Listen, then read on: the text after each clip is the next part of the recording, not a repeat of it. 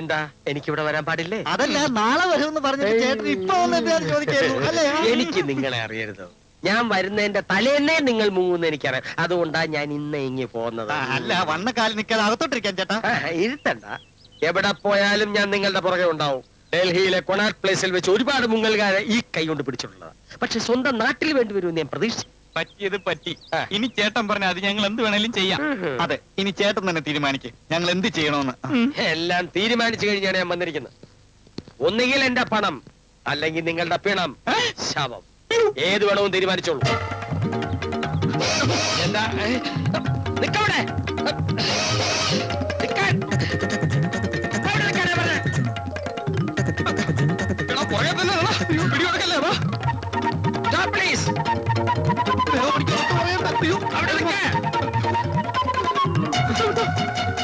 കാള പറ്റൂന്ന് കേട്ടപ്പോഴേ കയറെടുക്കാതോ അവിടെ നിൽക്ക്. അത്ര നിർബന്ധമായി ചേട്ടൻ അവിടെ വന്നോ? എന്തെങ്കിലും ഓടിക്കാതെ. ഞങ്ങളല്ല, ചേട്ടനല്ല ഞങ്ങൾ ഓടിക്കുന്നത്. അയ്യോ, ഞാൻ നാളെ മട്ടായി. ഞാനും എടോ ബുദ്ധിസാല, ഞാൻ നിങ്ങൾക്ക് ഒരു ഉദ്യോഗമായിട്ടാ വന്നിരിക്കുന്നത്. ഡൽഹിയിലല്ല, ഇവിടെ കേരളത്തിൽ. ഇവിടുന്ന് 98 കിലോമീറ്റർ ദൂരം. നിങ്ങൾക്ക് കാണേണ്ടത് ട്വിൻഡൽ ഹംസ എന്ന ആളെയാണ്. ഹംസ എന്റെ ഫ്രണ്ടാണ്. അയാളുടെ ബോസ് അലിയാദൻ. അദ്ദേഹത്തെ കണ്ടവരാരുമില്ല. പക്ഷേ അലിയാദനും എന്റെ ഉറ്റ സുഹൃത്ത്. ഏതാണ് ചേട്ടാ കമ്പനി? അത് പിന്നെ രാജ്യാന്തര കമ്പനിയല്ലേ. ലോകത്തെ ഏത് ഭാഗത്തേക്ക് ട്രാൻസ്ഫർ പ്രതീക്ഷിക്കാം. പ്രമോഷനും ബോണസും മറ്റ് ആനുകൂല്യങ്ങളും സ്ഥിരമായി കിട്ടും. ട്രെയിനുകളായിരിക്കുമ്പോ അക്കോമഡേഷനും ഫുഡും ഫ്രീ. അത് പിന്നെ ശമ്പളത്തിൽ പിടിച്ചോളും. അതേതായാലും നന്നായി. ഒരുപക്ഷെ ജോലിന്ന് പിരിച്ചുവിട്ടാൽ തന്നെ പട്ടിണി കിടന്ന് ചാവത്തില്ലല്ലോ അല്ലേ? അല്ല, ഇത് ഉത്തരവാദിത്വമുള്ള ജോലിയാണ്. കമ്പനിയിൽ ജോയിൻ ചെയ്ത് കഴിഞ്ഞാൽ പിന്നെ സ്വയം പിരിഞ്ഞു പോകാൻ പോലും സാധ്യമല്ല. അത്രയ്ക്ക് സ്ട്രിക്റ്റാ? എന്ത് ജോലി ചേട്ടാ? അങ്ങനെ പ്രത്യേകിച്ച് ജോലിയൊന്നുമില്ല. നിങ്ങൾ ഒരാളായിട്ട് നിന്നു കൊടുത്താൽ മതി, അവര് ചെയ്തോളൂ. നല്ല ജോലി. എന്നാ പിന്നെ ശമ്പളം മാസാമാസം ഇങ്ങോട്ട് അയച്ചു തരാൻ പറഞ്ഞ പോലെ. കാരണം ചേട്ടാ, ഞങ്ങൾ അങ്ങോട്ട് പോകണ്ടല്ലോ, ഇവിടെ തന്നെ നിന്നോളാം. കളി തമാശ വേണ്ട. ആദ്യം കമ്പനി പോയി ജോയിൻ ചെയ്യാൻ നോക്ക്. പിന്നെ ഒരു കാര്യം, ചെന്ന പാടെ ട്വിൻഡൽ ഹംസ അന്വേഷിച്ചാൽ ചിലപ്പോ കാണാൻ കഴിഞ്ഞെന്ന് വരില്ല. വലിയ തിരക്കുള്ള മനുഷ്യനാ. ഒരു മാർഗമില്ലെങ്കിൽ മാത്രം വളരെ എമർജൻസി ആണെങ്കിൽ ഒരു കോഡ് ഉപയോഗിക്കാം നിങ്ങളെ തിരിച്ചറിയാൻ. അല്ല, തിരിച്ചറിയൽ കാർഡ് പോലെ. മിണ്ടാതിരിക്കണം. കരുണേട്ടൻ കോഡ് പറയട്ടെ. കോഡൊക്കെ പറഞ്ഞുതരാം. Very secret. Luxury Toshiba. Luxury Toshiba. അതൊരു ബാറ്ററി കമ്പനിയുടെ പേരല്ലേ? വായടക്കടാ. ഓണത്തിനിടയ്ക്കാ വീണ കച്ചവടം. ഈ ഉപകാരം ഞങ്ങൾ ഒരിക്കലും മറക്കില്ല. കാരണം ചേട്ടാ, ഉപകാരത്തിന്റെ കാര്യം മറന്നോ? എന്നാലും ഞാൻ ബ്ലേഡിൽ നിന്ന് കടമെടുത്ത് നിന്ന് എന്റെ പണത്തിന്റെ കാര്യം മറക്കരുത് കേട്ടോ. നിങ്ങളുടെ കാര്യങ്ങൾ അറിയാൻ ഞാൻ കേരളത്തിൽ അടിക്കടി വന്നും പോയിരിക്കും. ഞാൻ ഫ്ലൈറ്റിൽ സീസൺ ടിക്കറ്റ് ബുക്ക് ചെയ്തിട്ടുണ്ട്. ട്വിൻഡൽ ഹംസക്കുള്ള വഴിച്ചെലവിനുള്ള കാശ്. എനിക്ക് കുഴച്ചിലുണ്ടാക്കരുത് കേട്ടോ. പോയി പണിയെടുക്കാതെ 10 കാശുണ്ടാക്കി എന്റെ കടം വിട്ടാന്നോ. നവയം വിട്ടോ. All the best. എവിടെ പോയി?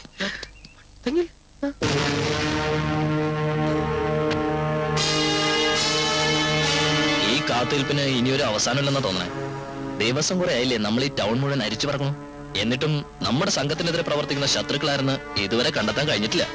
ഇതെങ്ങാനും ബോസ് അറിഞ്ഞാ... ബോസ് ദേഷ്യപ്പെടുന്നതിൽ കുറ്റം പറഞ്ഞിട്ട് കാര്യമില്ല. അവര് കാരണം നമ്മുടെ ബോസിന് കോടിക്കണക്കിന് രൂപയുടെ നഷ്ടമല്ലേ ഉണ്ടായത്. വരട്ടെ. ഏത് വേഷത്തിലായാലും അവർ നമ്മുടെ കയ്യിൽ വന്ന് പെടാതിരിക്കില്ല.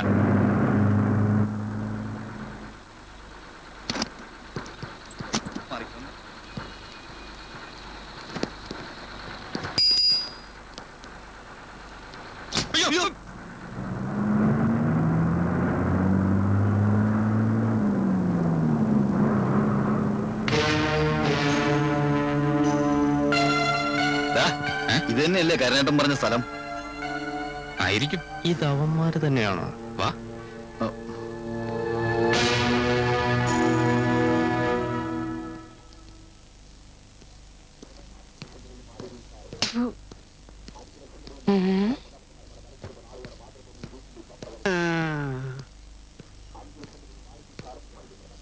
മക്കളെ, ഒരു 2 രൂപ താ മക്കളെ. നേരം എത്ര ചായ ഒന്നും കുടിച്ചിട്ടില്ല. ചായ കുടിക്കാൻ 2 രൂപ കുറവാ സഹദേവ. ഇനിയിപ്പൊ ചായ ആക്കണ്ട, ബിരിയാണി തന്നെ കഴിക്കുമല്ലേ അമ്മേ? ഇന്നിന് തെണ്ടി ക്ഷീണിക്കട്ടെ. നന്നായി വരും. അമ്മച്ചിയും ബിരിയാണി നന്നായി വാ. നല്ല കാലത്ത് ഗുണം വരും. പോട്ടെ മക്കളെ. എടാ സഹദേവ, 100 രൂപയോ? നീ എന്ത് പണിയാ കാണിച്ചത്? എടാ, നമ്മളിനിപ്പോ പണിയെടുക്കാൻ ലക്ഷങ്ങളല്ലേ സമ്പാദിക്കാൻ പോകുന്നത്. പിന്നെ എന്തിനു 100 രൂപ? മതി മതി, വാചോടിച്ച്. നീ കവറെടുത്ത് കമ്പനിയുടെ അഡ്രസ് നോക്ക്. പേഴ്സിലുണ്ട്. പോക്കറ്റ് മാറി.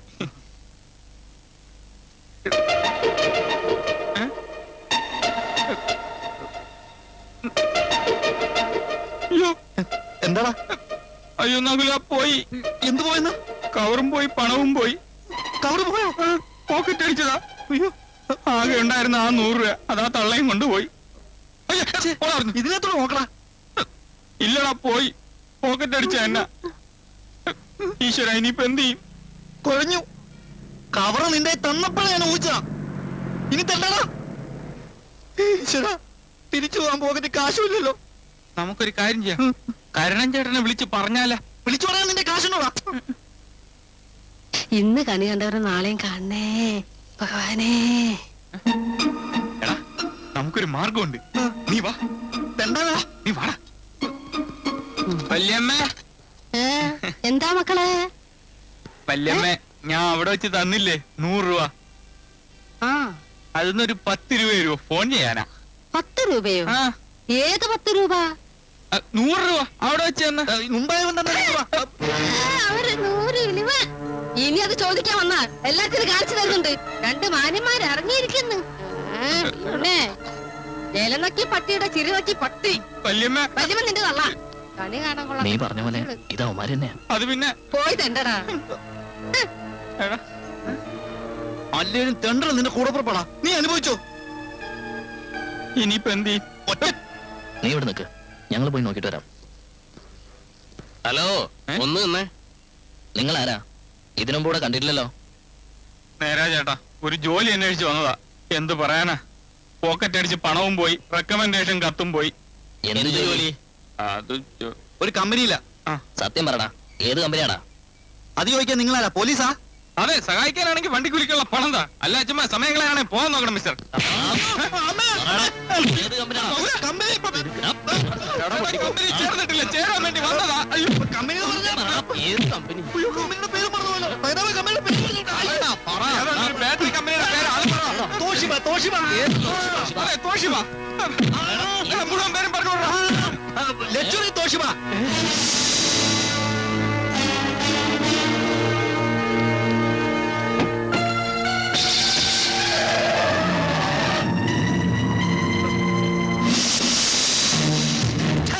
അമുക്കളെ, ഈ കോഡ് പറഞ്ഞപ്പോ നിങ്ങൾക്ക് മനസ്സിലായില്ലേ അവര് നമ്മളെ ആൾക്കാരായിരിക്കും? അലിയാനം ഗ്രൂപ്പിനല്ലാതെ മറ്റാർക്കും ഈ കോഡ് അറിയില്ലല്ലോ. ചിലപ്പോ ഹെഡ് ഓഫീസിൽ നിന്നും നമ്മുടെ ബോസ് അലിയാദം പറഞ്ഞു വിട്ടതാണെങ്കിലോ? പറിച്ച തമ്പുരാന്. അങ്ങനെയാണെങ്കിൽ അലിയാദന്റെ ഹിന്ദിയിലുള്ള സർവ്വതരെയും ഞാൻ കേൾക്കേണ്ടി വരും. അവർ ഈ കോഡ് പറയുമ്പോ വിക്കലോ വിറയലോ മറ്റോ ഉണ്ടായോ? അതെന്നോടാണല്ലോ ചോദിക്കുന്നത്? ഇല്ല. അപ്പൊ അവര് നമ്മുടെ ആൾക്കാർ തന്നെയാണ് സാർ. അപ്പൊ ഞാൻ അവരെവിടെ പോയി തപ്പും? അവര് ബസ് സ്റ്റോപ്പ് വിട്ടു പോകാനൊന്നും സാധ്യതയില്ല സാർ. എന്തായാലും അവന്മാർ എവിടെയായാലും കണ്ടുപിടിച്ചേ പറ്റൂ. വസു, വിക്രമനെ കുറിച്ചാല് ശരി സാർ, വരൂ. അതല്ലേ വിക്രമൻ. വിക്രമൻ അവിടെ എന്നാ നിങ്ങൾ വാ. എന്നോട് അപ്പോഴേ പറഞ്ഞ പോക്കറ്റ് സൂക്ഷിച്ചോണെന്ന്. പോക്കറ്റ് കൊണ്ടുപോയി ലോക്കർ സൂക്ഷിക്കാൻ സമയം കിട്ടിയില്ല. വിഷം വാങ്ങാൻ പോലും കാശില്ല ദൈവമേ. അതിന് കാശ് വേണമെന്നില്ല. തൊഴിലില്ലാത്ത ചെറുപ്പക്കാരാണെന്ന് പറഞ്ഞാൽ മതി, ആരും വാങ്ങിത്തരും. കത്ത് കിട്ടിയപ്പോ എന്തൊരു സന്തോഷമായിരുന്നു. മെയ് അനങ്ങാതെ 10 കാശുണ്ടാക്കാമെന്ന്. ഇപ്പൊ മെയ് മാത്രമല്ല, ജൂണും ജൂലൈ അടക്കാൻ പറ്റാത്ത പിടുത്തമല്ല അവന്മാര് പിടിച്ചത്. എടാ നകുല, ഇന്റർനാഷണൽ കമ്പനിയാണെന്ന് പറഞ്ഞിട്ട് ഒറ്റ മനുഷ്യർക്ക് പോലും അറിയത്തില്ലല്ലോടാ ഇത് എവിടാന്ന്. കേരളത്തിൽ പുതിയതായി ബ്രാഞ്ച് തുടങ്ങിയതാവും. ബ്രാഞ്ചല്ല, പ്രാന്ത്. ഒന്നാമത് എന്റെ ജാതകത്തിലുണ്ട് എനിക്കിപ്പോ 7 ശനിയാണെന്ന്. അതെനിക്കിന്ന് മനസ്സിലായി. ഓ,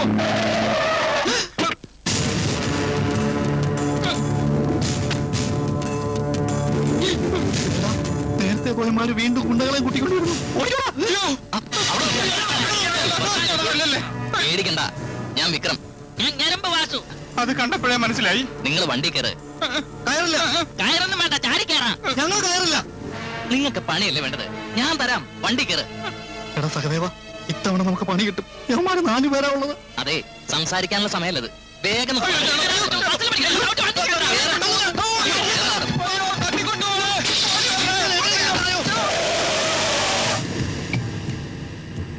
ഡൽഹിയിൽ നിന്ന് തന്നയച്ച കത്ത് ഇംഗ്ലീഷിലായിരുന്നോ ഹിന്ദിയിലായിരുന്നോ? ഹിന്ദിയിലായിരുന്നു. എന്നാ പോയത് നന്നായി. അതെന്താ സാർ? ആ കത്ത് കൊണ്ടുപോകുന്നോണ്ട് പ്രത്യേകിച്ച് പ്രയോജനമൊന്നുമില്ല. ആർക്കാണ്ടോ ഹിന്ദി വായിക്കാനറിയാ. അല്ല അത് പോട്ടെ, അവിടെ പുറപ്പെടുന്നതിന് മുമ്പ് പ്രത്യേകിച്ച് വല്ലതും പറഞ്ഞിരുന്നോ? പറഞ്ഞിരുന്നു. എന്താ പറഞ്ഞത് പറയും? പണിയെടുക്കാതെ കാശില്ലാതെയും ജീവിക്കാമെന്ന്. ഇപ്പൊ മനസ്സിലായില്ലേ? ഇതറിയാതെ വിട്ടത് തന്നെ. എങ്ങനെ മനസ്സിലായി? നമ്മളെ കോഡിന്റെ കൂടെയുള്ള സൂത്രവാക്യം പറഞ്ഞത് കേട്ടില്ലേ? ഓ, പണിയെടുക്കാതെ ജീവിക്കാമെന്ന് പറഞ്ഞത് അബദ്ധമായെന്ന് തോന്നുന്നു. എന്തായാലും നമുക്ക് അവസാനത്തെ അടവ് പുറത്തെടുക്കാം. വാ. ഞങ്ങൾ കാല് പിടിക്കാം സാർ. എന്താ ജോലി? നിങ്ങൾക്ക് ജോലി വേണ്ടേ? അല്ല, ഞങ്ങൾക്ക് ജോലി വേണം സാർ. അതെ, ജോലിയൊക്കെ തരാം. പിന്നെ ജോലിയിൽ ജോയിൻ ചെയ്താൽ പിന്നെ നിർത്തി പോകാതെ കരുതണ്ട കേട്ടോ. ഇല്ല സാർ, ഞങ്ങൾക്ക് അങ്ങനെ ഒരു വിചാരം ചെറുപ്പത്തിലേ ഇല്ല. ഓ, സാറേ ഒരു സംശയം. എന്ത്? പ്രായമായി കഴിഞ്ഞാൽ പെൻഷൻ കിട്ടുമോ?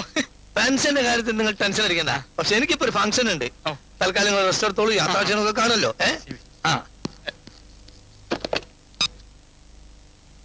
ആ നളിനെ ഒന്നും ഇങ്ങോട്ട് വരൂ. സർ, ആ നളിനെ ഇവർക്ക് റെസ്റ്റ് ചെയ്യാനുള്ള റൂം ഒന്ന് കാണിച്ചു കൊടുക്കും. വരൂ. എനിക്ക് അവരെ അത്ര കണ്ടങ്ങ് വിശ്വാസം വരുന്നില്ല. അതെന്താ? ശത്രുവാണോ മിത്രമാണോ എന്നൊക്കെ അറിയാതെ. ശത്രുവാണോ മിത്രാണോ എന്ന് തുറന്നു നോക്കാൻ ഇവരെന്താ ചക്കയാണോ? ചക്ക ആയാലും മാങ്ങ ആയാലും ശരി, കമ്പനിക്ക് എന്തെങ്കിലും സംഭവിച്ചു കഴിഞ്ഞിട്ട് പറഞ്ഞിട്ട് കാര്യമില്ല. അതുകൊണ്ട് ബോസിനെ ഒന്ന് വിളിച്ചാലോ? ബോസിന്റെ ഫോൺ അതിന് വൺ വേ അല്ലേ? അങ്ങോട്ട് വിളിക്കാനുണ്ട്, നമ്മളെ വിളിക്കും. നമുക്ക് അങ്ങോട്ട് വിളിക്കാൻ നമ്പർ ഇല്ലല്ലോ. എന്നാ നമുക്കൊരു കാര്യം ചെയ്യാം. എന്ത് കാര്യം? ആ ഭട്ടതിരെ വിളിച്ച് പ്രശ്നം വെപ്പിച്ച അവരെ കുറിച്ചുള്ള സകല വിവരങ്ങളും അറിയാൻ സാധിക്കും. എന്നാ പിന്നെ താമസിക്കണ്ട. പട്ട തിരികെ പട്ട തിരി. ബ്രഹ്മീം ദ്രഗതോം സൂര്യതാത്മ ഓം പ്രധാരണ്യം പ്രാതേന്ദ്രിയം മാവധേന്ദ്രിയരാജം ബ്രാഹ്മസ്തദീം ഓം അമ്മേ നാരായണ. കുജൻ രാഹുവിൽ നിൽക്കുന്നത് കൊണ്ട് എന്റെ പൊന്നു ജോത്സരെ, കുജനും ജാഹും ഒക്കെ എവിടെയെങ്കിലും നിൽക്കോ കിടക്കോ ചെയ്യട്ടെ. തൽക്കാലം അവന്മാരെ കമ്പനിയിൽ ജോലിക്ക് നിർത്താൻ പറ്റുമെന്ന് പറ. മിണ്ടാതിരിക്കട ഞരമ്പേ. ജോലിച്ചർ പറയട്ടെ. കുജൻ രാജയോഗം ചെയ്ത് കർമ്മസ്ഥാനത്തും കർമാധിപനായ ശുഭനാകട്ടെ പൂർണ്ണ ദൃഷ്ടിയോടെ വീക്ഷിക്കുകയും ചെയ്യുന്നു. ആയതിനാൽ പ്രശ്നത്തിൽ നാം ശുഭലക്ഷണമാണ് കാണുന്നത്. അവര് കമ്പനിയിൽ കാലുകുത്തുന്ന അന്നു മുതൽ വെച്ചടി വെച്ചടി ഉന്നതി പ്രാപിക്കും. മുടങ്ങിക്കിടക്കുന്ന കാര്യങ്ങൾക്ക് ഉടനടി പരിഹാരം ഉണ്ടാവും. അതറിഞ്ഞാ മതി. പിന്നെ ചെറിയ ചെറിയ നൂലാമാലകളൊക്കെ കാണുന്നുണ്ട്. ഞങ്ങളുടെ കമ്പനിക്ക് നൂലാമാലയോ താലിമാലയോ ഒന്നും ഒരു പ്രശ്നമില്ലെന്നേ. അപ്പൊ അവന്മാർക്ക് ധൈര്യമായിട്ട് ജോലി കൊടുക്കാം അല്ലേ സ്വാമി? പ്രശ്നമൊന്നും ഏയ് പ്രശ്നമൊന്നും ഉണ്ടാവില്ല. എന്ന് ഞങ്ങൾ ഇറങ്ങുന്നു. ഇത് ആ. ഇത് കള്ളനോട്ടാണോ? ഏയ്, സംശയം ഉണ്ടെങ്കിൽ പ്രശ്നം വെച്ച് നോക്കിയാൽ മതി.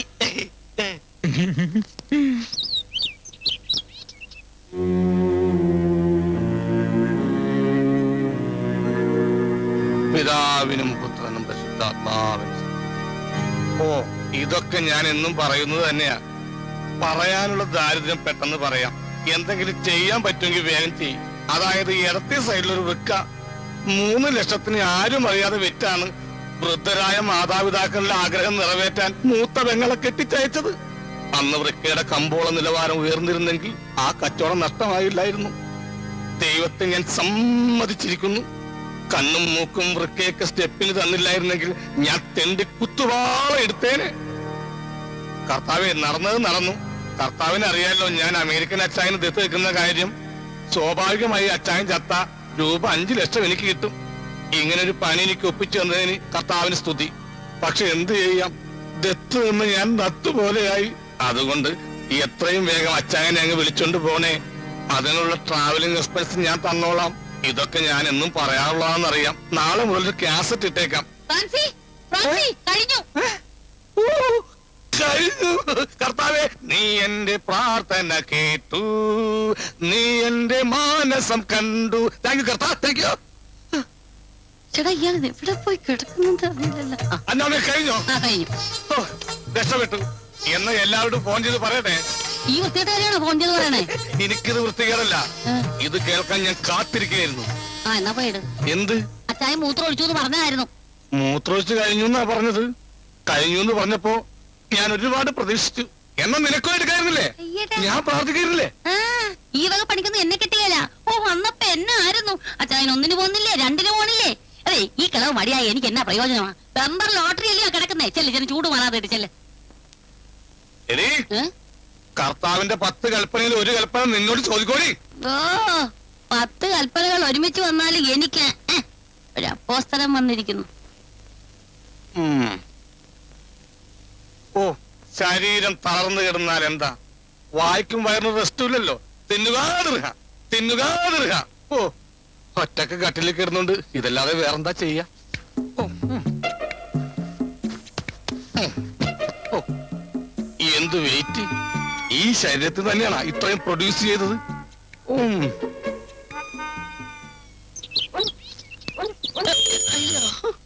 ഫ്രാൻസിയെ, ഫ്രാൻസിയെ, ഫ്രാൻസേ, ഇവിടെ ആരെയും കാണുന്നില്ലല്ലോ. പുറകു വശത്ത് പോയി നോക്കാം. തരാനുള്ള കാശ് ഒഴിച്ച് വന്നാന്ന് കരുതി മുങ്ങിക്കാണും.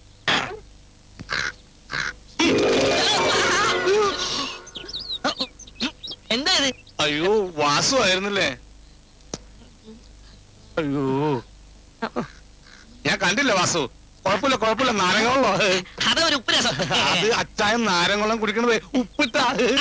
അച്ചായി നീ പാത്രത്തിലെ നാരങ്ങ കുടിക്കണേ? അത് അച്ചായം കുടിക്കുന്നതും തിന്നുന്നതും ഒക്കെ ഇതില്ല. ആണോ? പിന്നെ വാസു, ഞാൻ തരാനുള്ള പൈസ എത്രയും വേഗം തരാം. അമേരിക്കൻ ഡോളർ വന്നിട്ടില്ല. അയാൾ വരൂ വരാതിരിക്കുകയോ ചെയ്യട്ടെ. ഞാൻ വന്നത് ഫ്രാൻസിക്ക് കുറച്ച് പൈസ കിട്ടുന്ന ഇടപാടിന് വേണ്ടിയാ. പിന്നെ എന്താ കാര്യം? കമ്പനിയിൽ 2 പുതിയ ഫീൽഡ് ഓഫീസേഴ്സ് ചാർജ് എടുത്തിട്ടുണ്ട്. ഒരു നഗരനും സഹദേവനും. അവർക്ക് ഇവിടെ താമസിക്കാനുള്ള എല്ലാ സൗകര്യം ഒപ്പിച്ചു കൊടുക്കണം. ഇവിടെ താമസിപ്പിക്കാനാ? വെറുതെ അല്ല, അവരിവിടെ താമസിപ്പിക്കുകയാണെങ്കിൽ ഫ്രാൻസിക്ക് കമ്പനി 2000 രൂപ വരും. പിന്നെ ഫുഡ് അലവൻസ് വേറെ. അത് പ്രശ്നോ? അച്ചായന്റെ അമേരിക്കയിലുള്ള മക്കൾ അറിഞ്ഞാലേ എന്റെ 5 ലക്ഷം പോവും. ശരിയാവില്ല വാസു? ഇവരിവിടെ താമസിച്ചാ അവർ അമേരിക്കയിൽ എങ്ങനെ അറിയാനാ? അച്ചായൻ ചാവാതെ അവര് തിരിച്ചു വരത്തില്ലല്ലോ. പേയിങ് ഗസ്റ്റാന്ന് പറഞ്ഞാ മതി. കാശ് കിട്ടുന്നത് നല്ല കാര്യമോ, പക്ഷെ അന്നാമ്മ അവരുടെ വിഷമോ. അവൾ അവരുടെ ആളാ. അവളെ ഞാൻ വിളിച്ചു പറഞ്ഞാലോ? അതിന് മാർഗമുണ്ട്. അച്ചായനെ ചികിത്സിക്കാൻ അമേരിക്കയിൽ നിന്ന് മക്കള് വിട്ടിരിക്കുന്ന സ്പെഷ്യലിസ്റ്റ് ഡോക്ടർമാരാണെന്ന് പറഞ്ഞാ മതി. ശരിക്കും ബുദ്ധി ഉപയോഗിക്കും ഫ്രാൻസി. ജീവിതം ഒന്നല്ലേ ഉള്ളൂ. പ്രശ്നമോ വാസു? എന്ത് പ്രശ്നം? പ്രശ്നം അമേരിക്കൻ ഡോക്ടർമാർക്കല്ലേ? അത് മതി. എന്നാ ഞാൻ പോയി വരാം. ബോസിനെ കണ്ട് അക്കോമഡേഷൻ ശരിയായിട്ടെന്ന് പറയട്ടെ. രൂപ 2000 എനിക്ക് അടിച്ചു മാറ്റം. നീ എന്തെങ്കിലും പറഞ്ഞോ? അല്ല, നാരങ്ങ വെള്ളത്തിന് ഭയങ്കര മണമെന്ന് പറയായിരുന്നു. ഇപ്പോഴത്തെ നാരങ്ങ വെള്ളത്തിന് ഒരു ജാതി മൂത്രത്തിന്റെ മണോ? എന്നാ പറഞ്ഞ പോലെ സമയമില്ല. ഓക്കെ. ഓക്കെ